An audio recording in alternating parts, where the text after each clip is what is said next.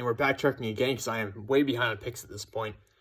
But the Arizona Cardinals with the 87th overall pick have gone out and gotten Cameron Thomas, defensive end / edge rusher from San Diego State. Now, Cameron Thomas had the second most pressures in all of college football this past season with 77. So elite, I mean hyper elite levels of quality production from this guy. He also had 71 tackles, 20.5 tackles for loss, 10.5 sacks, and a forced fumble last year. He's 6'4", 267 pounds. 267 pounds with 32.5-inch arms. The arm length is not ideal. At the same time, he's got the size to reduce inside if he has to in certain plays.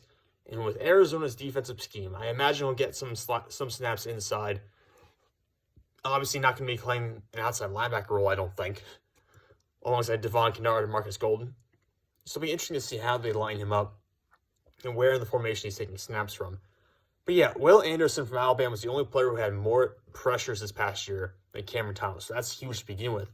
He's been a consistent producer since 2019. He had at least 300 snaps working in the A-gap, B-gap, over the tackle, and outside the tackle this past year, which tells you just how positionally versatile he is when it comes to lining up. He reduces inside easily. He has a swim move for the tack the inside shoulder. His speed, I think, in space is underrated. He gets skinny in the gaps. He flows down the line to get to the football, basically, so he's really good at not getting blown backwards and instead of flowing horizontally to the football when the play is running away from him. And he gets consistent movement off his drives. Basically, he's able to drive tackles, tight ends, guards, whatever, backwards. So I really do like this player quite a bit. The arm length is going to be an issue. He's got 23 missed tackles in the past 3 years. Arm length will play into that.